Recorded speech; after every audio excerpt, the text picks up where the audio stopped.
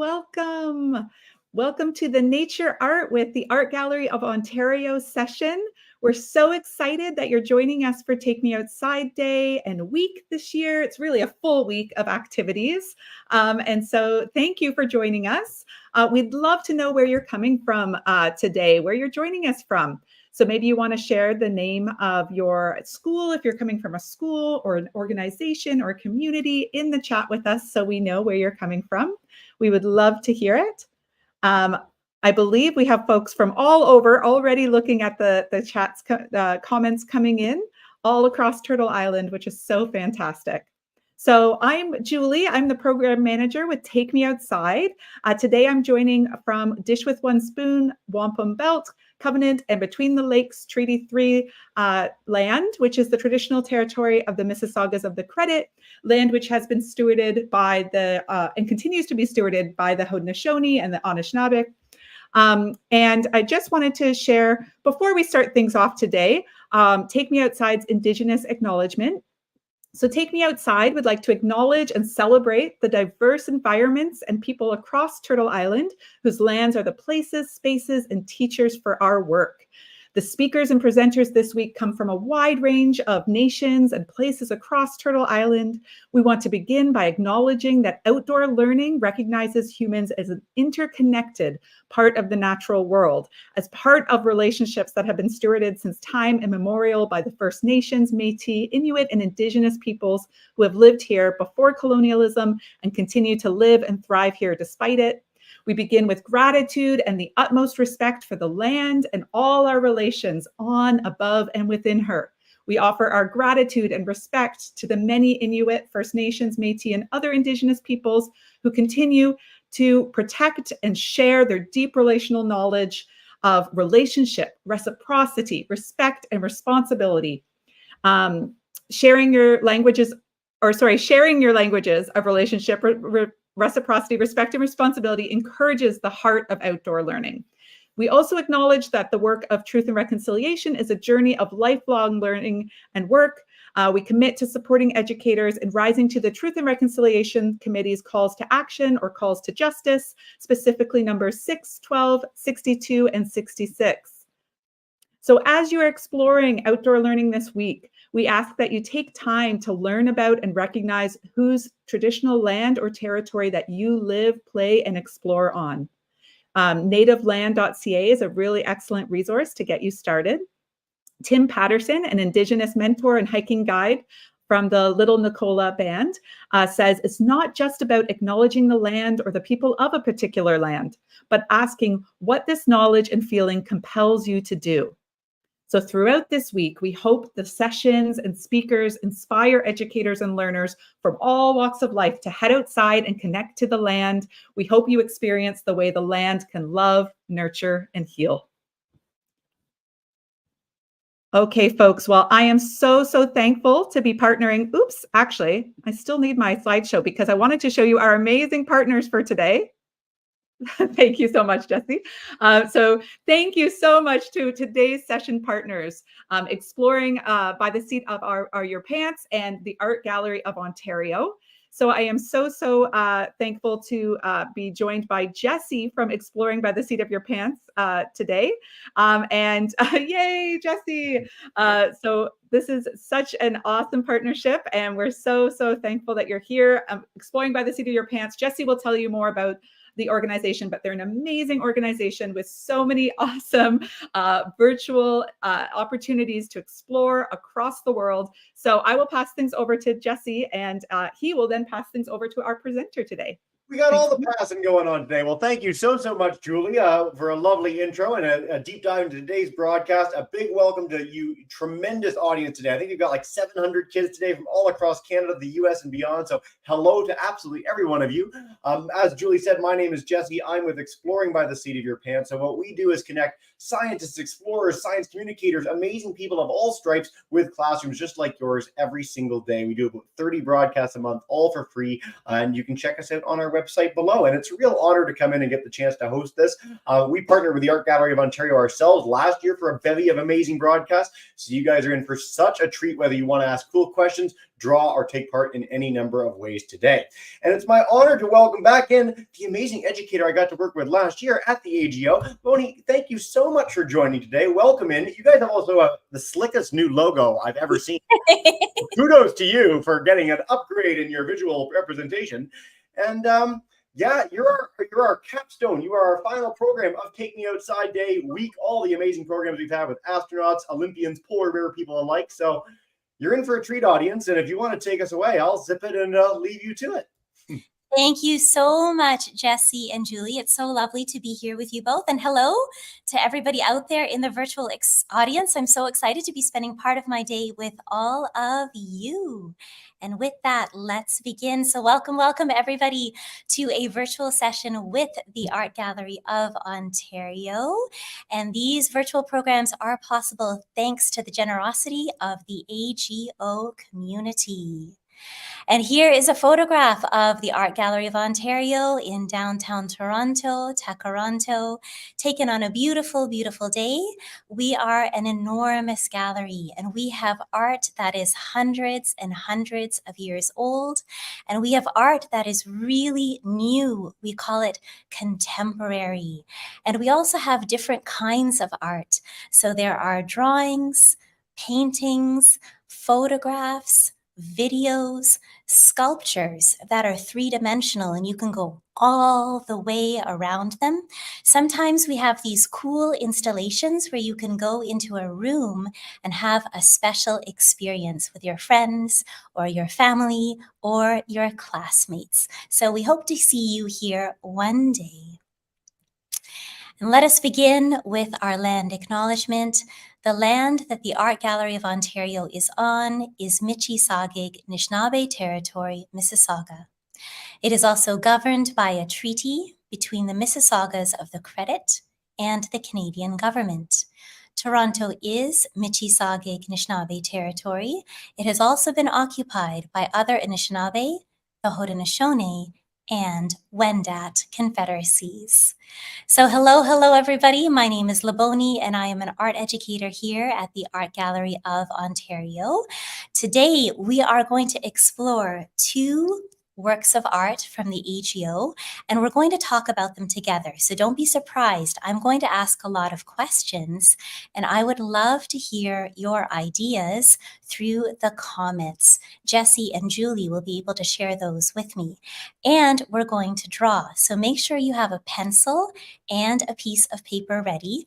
If you have other materials like colored pencils or markers or crayons or even paint, you are welcome to use them, but you only need pencil and paper. So let's begin. Now I know what you're thinking, Laboni, the screen is blank, but trust me, there is a work of art here. So we're going to play a game, and this game is called The Slow Reveal. I want all of you to put on your detective caps, and I want you to be art detectives. I am going to reveal a section of the art at a time. I want all of you to look for clues. What do you think the art is showing? So here we go. Here is section number 1. Okay. And here is section number 2. I'm only going to reveal 2 sections to begin. What do you notice? Can you let us know through the comments? Yeah, there's so many of you. So audience, please feel free to have your hands on the trigger finger at their keyboard to write in what you think at all stages of today's broadcast. Mr. Steltman's our live class as well. I can come to you if you unmute your mic, and you can chime in outwardly if you'd like to share. Let's see what people are saying so far. Mr. Steltman, I'll come to you. What do we think? We're seeing some, we heard some caterpillar. What else did we hear? RH. We saw a little symbol in the bottom. We saw some flower. Wow. You guys are way more observant than I am. I didn't see the caterpillar or RH at all. So way to go, guys. And then on our StreamYard group, roses, caterpillar, plants, beautiful garden, leaves. So lots. We're on the right track, I think, everybody. Very nice. These are excellent observations, everybody. So let's remember, we see the letters R and H in this picture. I'm going to come back to that later on. And I know that many of you noticed the caterpillars. Okay, wonderful. So I'm going to bring up a photograph of a little creature that's connected to this work of art. So yes, we have at least 2 caterpillars in this work of art. And here's a photograph of the same caterpillar. So this caterpillar has long tentacles and it has a pattern of black, white, and yellow bands. And to my eyes, this caterpillar looks quite large. So I think it has gone through many stages of growth and it's probably ready to pupate and form a chrysalis and then turn into a butterfly. Now, I want to get some predictions or ideas from all of you.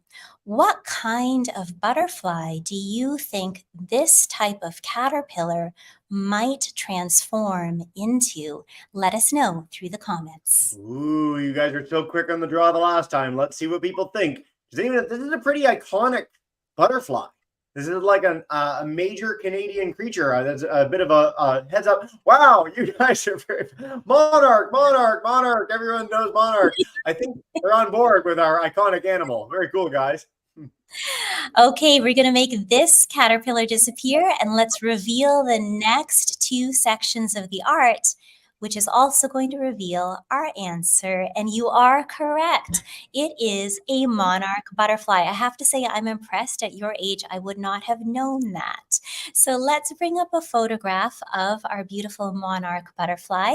And here's a fun fact. So I think that most, possibly all of the monarch butterflies in this art are female because the male monarch butterflies, they actually have small black spots on their hind wings. And I cannot see any of those spots.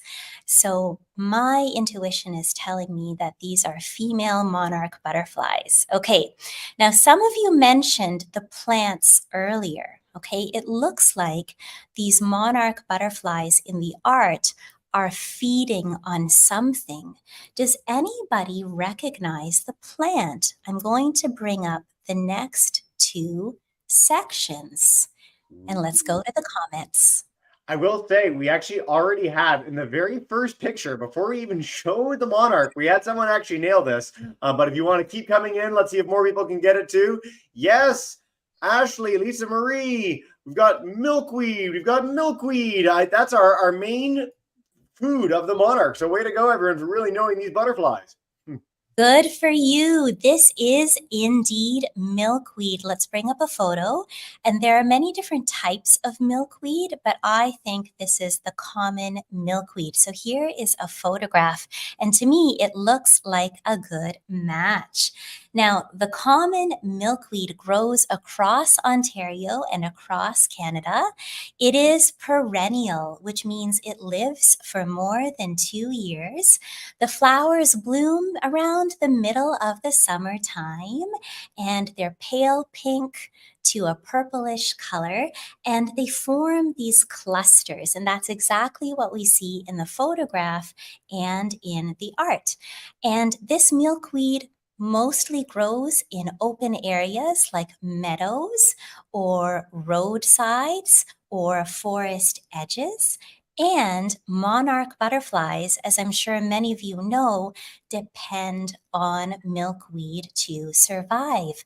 I'm curious, you're so knowledgeable out there. Is there anyone out there who knows how the monarch butterfly depends on milkweed? Let us know through the comments. Ooh, let's see. No pressure. We're upping the ante with our questions here. Lavoni, you've got them on the ropes here. By the way, I love that you guys are also knowledgeable about this. Honestly, just like you said, when I was a kid, I would not have known this. I knew monarchs, but I didn't know milkweed. I didn't know what the caterpillar looked like. I would have had no conception of that. So you guys are already so far ahead of the game, and we appreciate your excitement. Let's see what's the milkweed all about? What does it do for them? What's the special type of nectar? Interesting option. Lay eggs under leaves so predators can't find them. Fascinating. Anyone else want to chime in? Eats the nectar to make them grow. So yes, as a food source. And then what's interesting about this too is I'm not even going to tell you because I think Lapooni's going to tell you. So you guys rock. Food and protection is our overwhelming answer. I am so impressed, and you are spot on. So the female monarch butterflies, they lay their eggs on milkweed, usually on the underside of the leaves. And the milkweed stems and leaves, they release this milky white substance. You can actually see it in the photograph that I'm showing you here.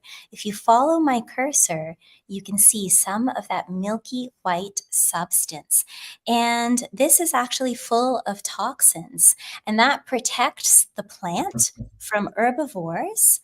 But the monarch butterfly caterpillars, they can eat the milkweed, and they bring those toxins into their little bodies, and that protects them from predators, which is just brilliant. It's amazing how different creatures, how plants and insects and other species in an ecosystem can depend on one another and support one another this way.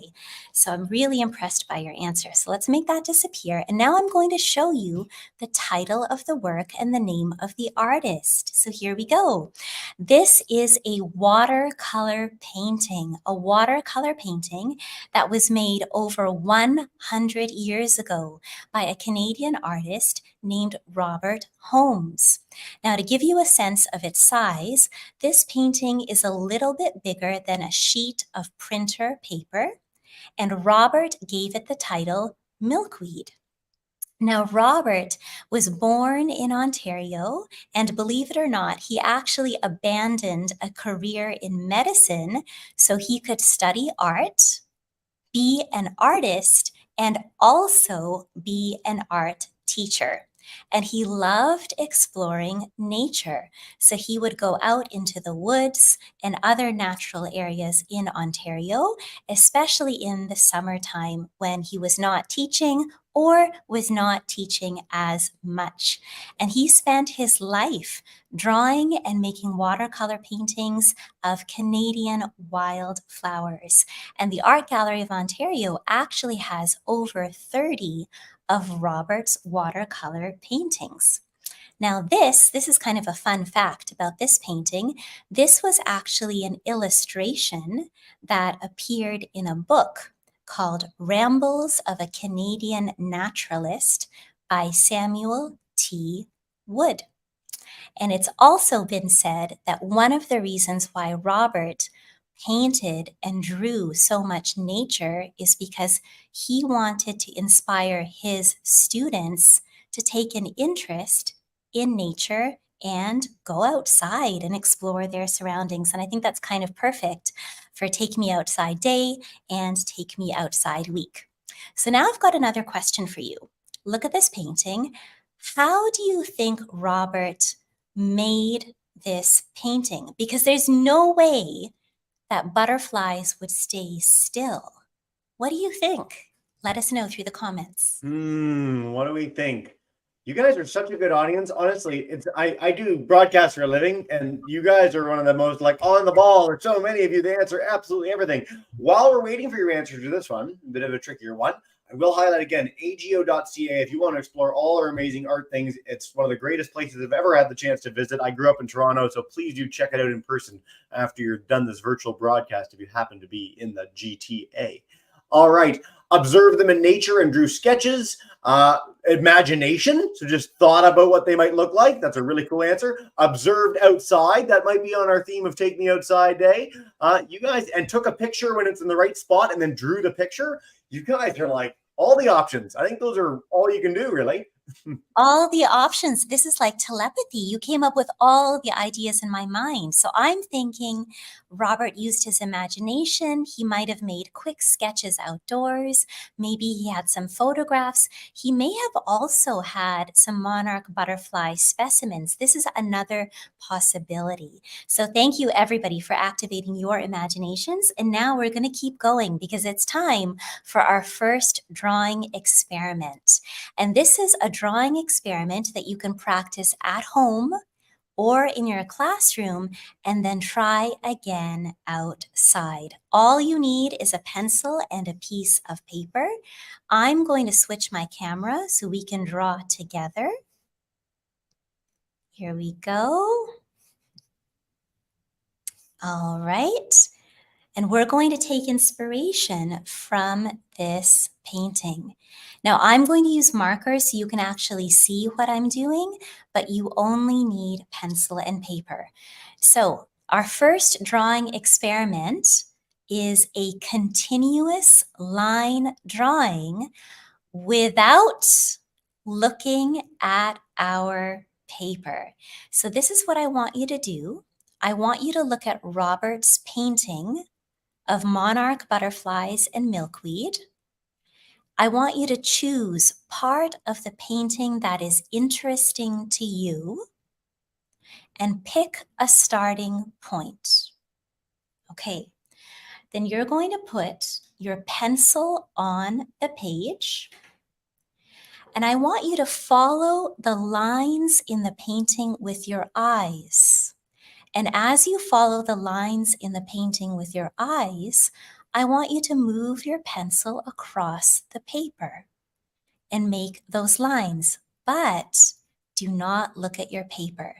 And it's okay, your drawing is going to look totally different from Robert's, but that's all part of the drawing experiment. What we're doing now is we're practicing the art of paying attention. So I'm going to draw with you. Here I go. I'm just going to move my chair over. I'm going to pick a point. I think I'm going to choose one of the butterflies, but feel free to choose what works for you. And I'm not going to look at my page. I'm just going to draw, and it's going to be a continuous line drawing. So I'm going to keep my marker on the page. I'm not lifting it. And you can follow the line whichever way it goes.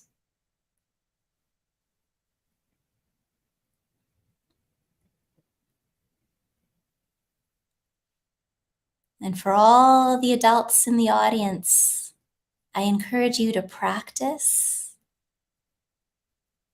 with all of us. I'm just practicing the art of looking. I know my lines are going to look funny, and it's okay. I'm noticing a lot of lines and details in this monarch's wing, and I'm trying to capture them without lifting my marker from this page.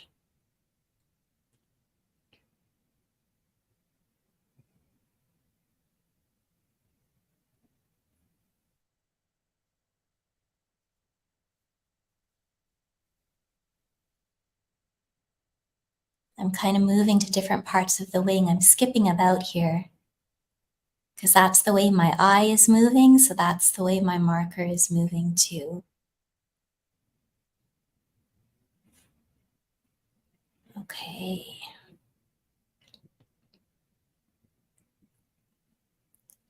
Part of the fun is figuring out how are you going to connect all of those lines. Okay, I'm going to stop. Oh my gosh, my lines are all over the place. But I had a lot of fun doing that.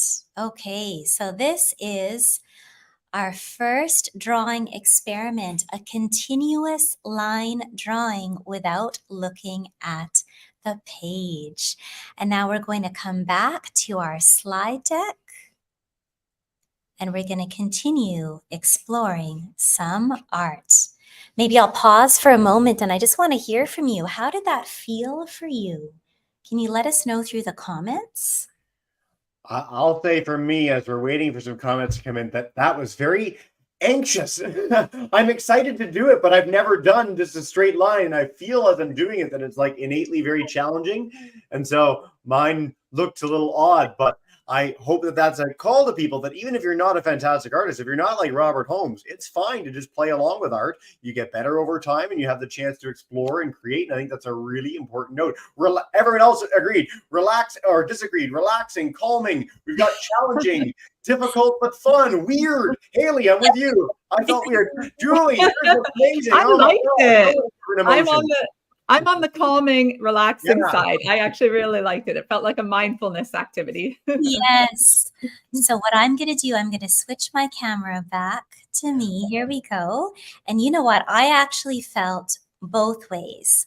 I felt calm, but I also felt a little nervous to look at my page because I really didn't know how like my mind and my eye and my hand were or were not communicating. But it's a really interesting exercise. And the drawings always look different from what we're looking at, but it's part of the art of just paying attention and slowing down. All right, friends, we're now going to continue and we're going to look at our next work of art. Oh, wait, there's a picture of Robert. I forgot to show you. There's Robert Holmes. Okay, now we're going to go to our next work of art. And once again, we've got a blank page because it's time to play the slow reveal. So you know what to do. You are my art detectives. I'm going to reveal 1 or 2 sections at a time. Look for clues. What do you think this art is showing? Do we have any comments coming in? Any guesses? Ooh, get him in, get him in. Again, keep them coming, guys. It looks like we've got a little audio thing coming soon, too. There's a hint that something that might come in the future. I see frozen berries. I see a winter that I don't want to happen just yet because I like fall. But berries is our first answer. Apple tree. Interesting. Okay. Apple. Wow, everyone's apple tree. I don't see apples at all. That's so interesting. I would think like little cherries or those weird berries you see when you're walking down like a trail somewhere. Maybe I'm dead wrong. We'll find out soon. Tomatoes, all the red things. If it's red, we see it. You guys rock. Now, this is very interesting because somebody said berries, but somebody else said apples. And I think part of the reason we're getting such a difference in response is because we have no sense of scale yet. We don't know how large these red objects are. So I'm showing you 2 sections. Jesse, you also mentioned it could be winter. Okay, let's keep going. Okay, so here's another section. Any more comments, new ideas? Cherry tomatoes and apples, cherry tree. I like the cherry tomatoes and apples. Like we've got both. It's like one magical tree. You guys rock. Bird in a tree. Oh, there is kind of there is a bird. Man, I'm so bad at this. Good for you guys. Robin in a choke cherry tree. It's the record for the absolute most you're just going for it. Hardcore cardinal or cedar waxwing. We've got owl. Oh my gosh, all the birds. Okay, hold on. Someone said cedar waxwing. I am so impressed. I'm the biggest bird nerd, and I love the specific birds that folks are naming. 2 thumbs up from this bird nerd. Yes, and Julie knows that I'm such a bird nerd too, so I'm very, very happy right now. Okay, so we have a lot of bird possibilities here. So let's keep going, and this is the reveal. You're going to know now. What are we looking at? What are we looking at here? Blue jay? Yeah. Oh, good. I'm not crazy. All right. Nice. And there's our last corner, and that shows us the title. So yes, indeed, we have a blue jay here. I'm going to bring up the label. Okay. So this work of art is a lino cut print. So this is not a painting. This is a lino cut print, and I'll talk more about that later. And this was made around the 1930s by an artist named Mary E. Rynch. This is a photograph of Mary.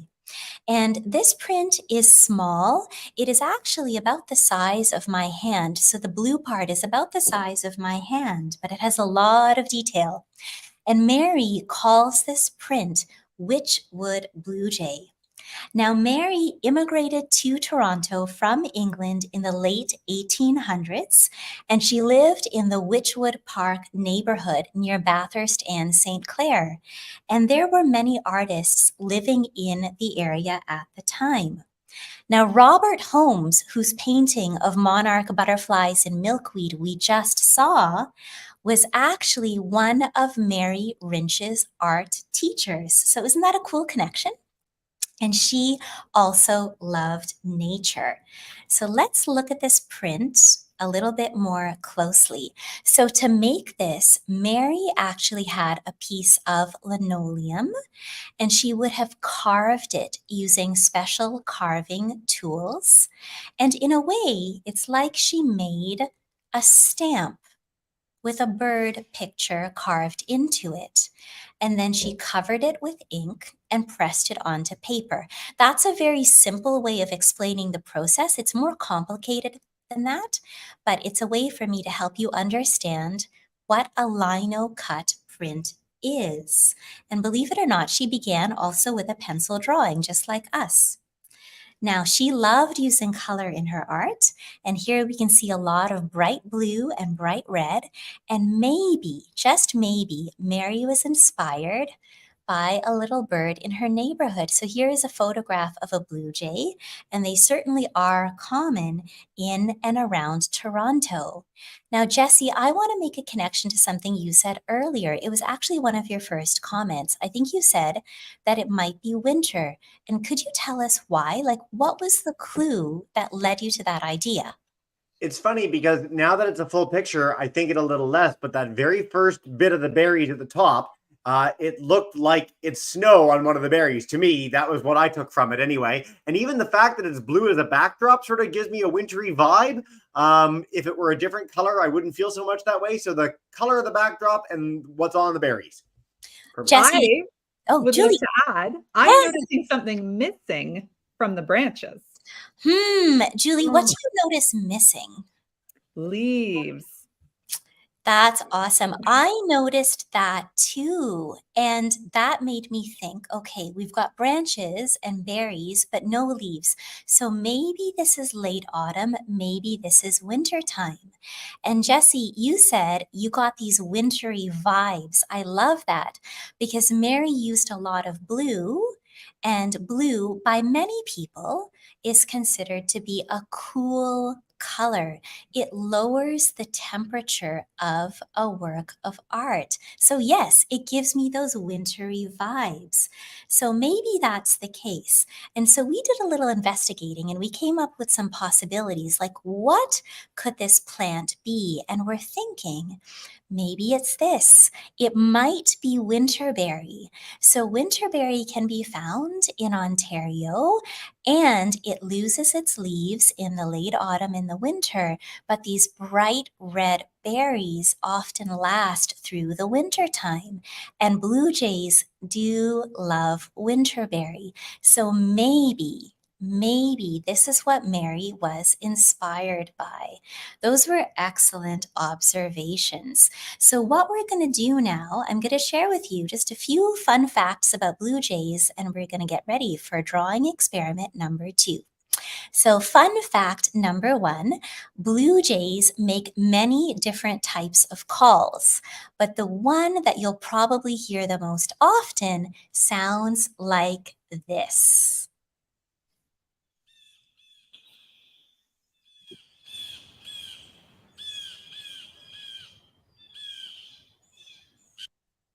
All right, there we have our friendly blue jay. So it's very loud, it's very clear, it's very persistent, and it sounds like the blue jay is saying Jay, Jay, Jay over and over again. And it was actually Julie who was one of the people who taught me that. So thank you, Julie. Now, I actually had a blue jay land on my balcony the other day, and it was calling like that. And I said, hello, friend. It was very, very exciting. So another fun fact about blue jays, if you follow my cursor, so you notice this crest of feathers here at the top, okay? That crest goes up or down according to the blue jay's mood. So for example, blue jays lower their crests when they're feeding peacefully with their family and their flock. And I just love that because I know when I'm with my family and my close friends, I feel more relaxed too. And I feel like the crest going down is kind of a signal of that. And fun fact number 3, and this is something I also learned from Julie. So thank you, Julie. Blue jay feathers are not actually blue. It's a trick that the light plays. And when I learned that, I was just amazed. So now it's time for drawing experiment number 2. So everybody get your pencil and papers ready. That goes for all the adults in our audience too. And for drawing experiment number 2, we are going to zoom in. And once again, this is something you can practice at home or in your classroom and then try outdoors. So let's zoom in. Okay, what if I zoom in like that? Then we get a good look at this print. What if I zoom in again? Wow. Okay, so now we're really seeing the lines and the texture in the blue jay feathers and the blue jay tail. And that is what we're going to draw. So I'm going to switch my camera. Here I go. And we're going to draw together. Okay. And we're just going to adjust the screen so we can see both my drawing paper. There we go. Okay, so of course, if you are outdoors, you're not going to be able to have a bird stay still, so you can zoom in, but you could try this with a leaf or a plant, something that does stay still. And the idea is we're going to focus on the details and we can draw them a little bit larger. So here we go. Let's draw together. Okay, I'm noticing some really beautiful lines here. Okay, so I see some lines going like this. Just slow and steady.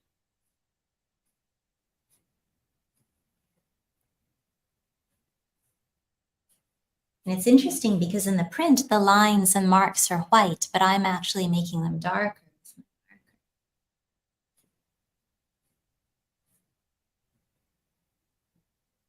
And just relax.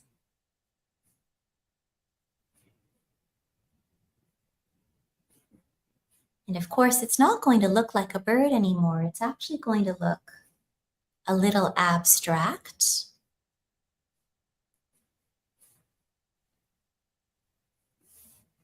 Really interesting lines here.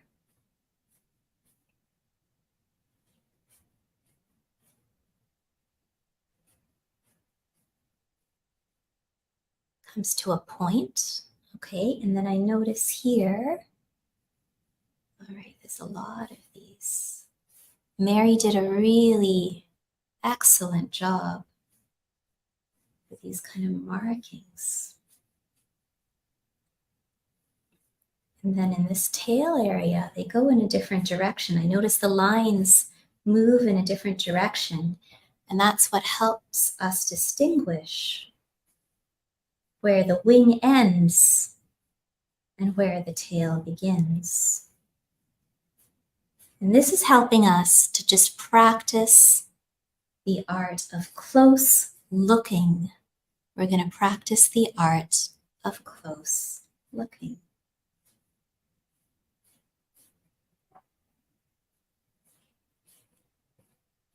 Yes, it looks really, really abstract. It's almost like rain falling across the page in a funny way. Okay, I'm noticing now there's some longer lines here. They kind of swoop like this. And they swoop like that. Yes. And there's some longer lines here that swoop. And there's some longer lines here that swoop.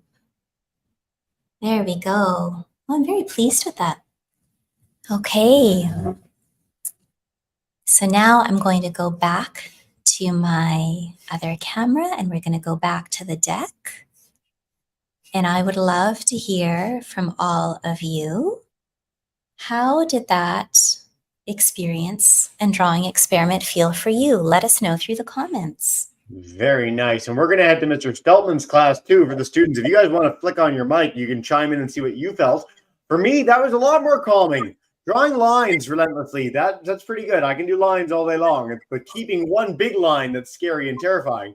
But Mr. Steltman, what do you guys think? Did you like it? Scary, weird, fun?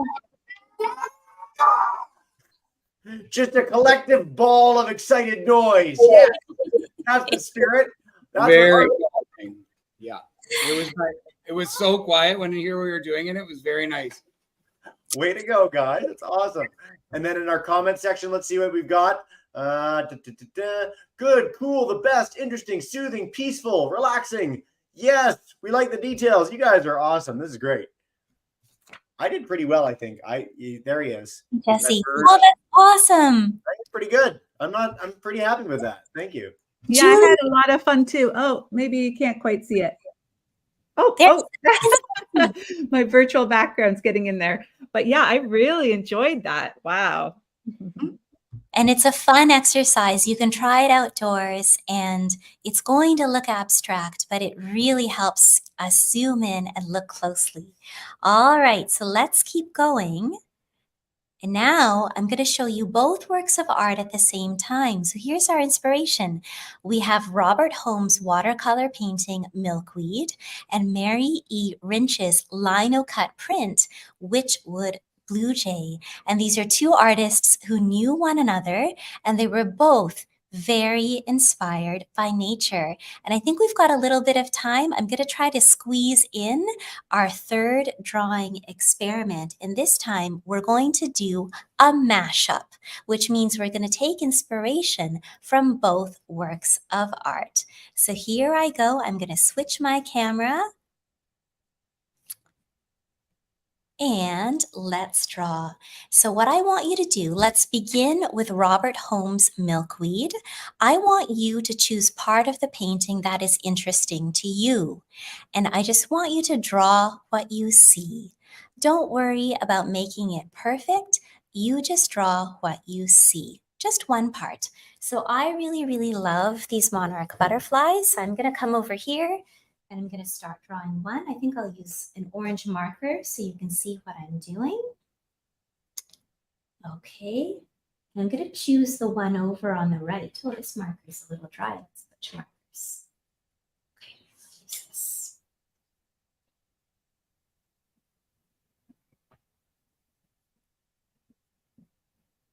And sometimes it helps to break something down into simpler shapes. I see this kind of shape for this wing. That was the forewing. Now this is the hind wing. There's 1, 2 wings.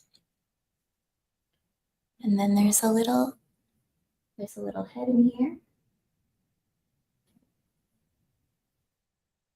And the bottom.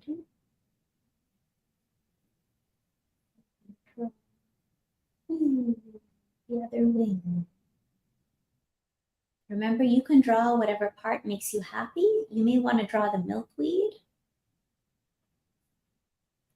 You may want to draw a caterpillar.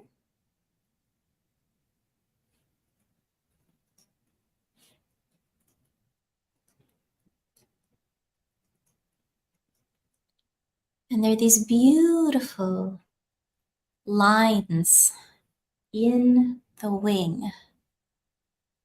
I'm not going to be able to do them all, but I can start.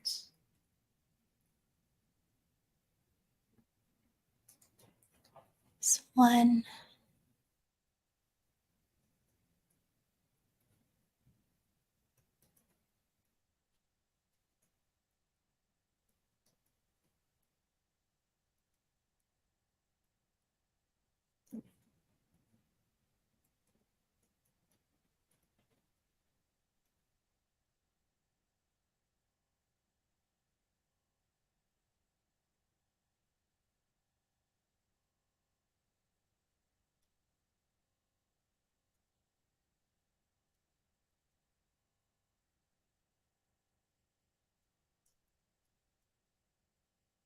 I'm just starting. I can keep going with this.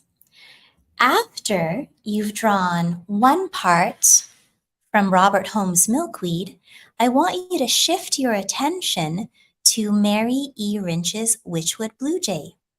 And I want you to pick something from Mary's art that you would like to add to your composition. So I actually find these branches really interesting. So I'm going to choose some branches and add them to my composition. So this is our mashup. We're actually mixing elements from two works of art. Okay, I see a branch that goes like this. And it goes down like that. There we go. Okay. And then it goes here. And then, of course, we're going to have a lot of berries, too. Okay. Okay, so you get the idea, and then you can keep going. And this is a really fun activity that you could do outside alone or with a partner. So imagine that you and a friend or a family member go outside. Each of you can look at something different in nature, and you make your own little drawing, and then you can switch papers and add to each other's drawing, looking at something different. So you create this, it's almost like an imaginary ecosystem, right? Because it can combine many different features in the landscape. Features and creatures in the landscape. Okay, so I'm going to switch my camera. I'm going to go back here and back to the slide deck. And I'd love to hear from all of you how you felt. I felt amazing. And I honestly think this is pretty solid. Okay. We've got like this bird, we got the blue jay, we got the monarch over the plants. I'm pretty happy with that for pretty short. Awesome. Thank you. I'll be here all week. So let's see what we thought. We had a good mix of like stressful people and fun people earlier. What's the matchup like? Julie, what do you think? I loved the mashup idea, especially two pieces of art that have such distinct styles that are different. That was so cool. Mine is little, I don't know if you can see it, just a little, teacher. Oh, it's blending in. That's okay. That's okay. You'll have to imagine it. It's beautiful. Incredible in my mind. Yes. Just imagine what it looks like. Oh. But yes. Amazing. And just to kind of leave off, I know we're at time, but all you need to draw outside is a pencil, a couple of sheets of paper, and a clipboard, and an open mind, an open heart, and a lot of imagination. So I just want to thank you all. Thank you, everybody. Thank you, Julie. Thank you, Jessie. Thank you to our kind of virtual audience. And if you're feeling brave and you want to share your creativity, you can use hashtag AGO Schools. You can also email us at agoschools@ago.ca. Amazing. Lavoni, that was so much fun. I love doing these things with you. Please do come back anytime. This is a perfect wrap up to an epic week of programs. And again, from me on Exploring by the Seat of Your Pants side, if you'd like to see more cool programs, please do come check us out. We'd love to have you. And we'd love to have the AGO in any time. So just say the word and we'll have you on. But Totally. I'll leave Julie to highlight Take Me Outside Day and everything that's happened. And I just really appreciate you guys as an audience. Please do email them to Take Me Outside team, us at Exploring by the Seat of Your Pants. We'd love to see your images. We'll share them with the AGO team and beyond. But thank you from me and have a wonderful rest of your day, everyone. Thank you so much, Jessie and Lavoni. This has been a fantastic session, and it's actually our very last session of Take Me Outside week. So thank you so much. I loved it. I loved every minute of it. I just want to quickly let you know about some opportunities to win prizes. We'll be randomly selecting an educator from this session, and we will follow up with you and to win a prize. But I want to thank our generous prize winning our winner donations, or sorry, the people who donated the prizes. Thank you so much. The Outdoor Learning School and Store, New Brunswick Environmental Network, and Mountain Equipment Company. So we're very thankful for that. There's still an opportunity to win another daily prize if you share maybe your learners doing this exact project today. You can share some of their art and tag us, and there's another opportunity to win a prize there. And I just want to end off by asking everybody what your plan is for going outside today. Maybe you're going to take some clipboards and pencils and paper and do some more drawing outdoors and bring some of what Lavoni taught you.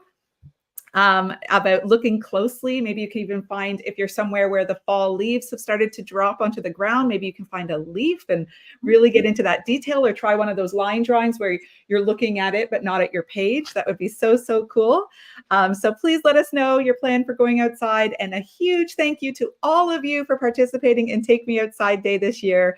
It's been absolutely fantastic. And yeah, I hope you all have a great day. Thanks, everybody. Thank you so Bye. much.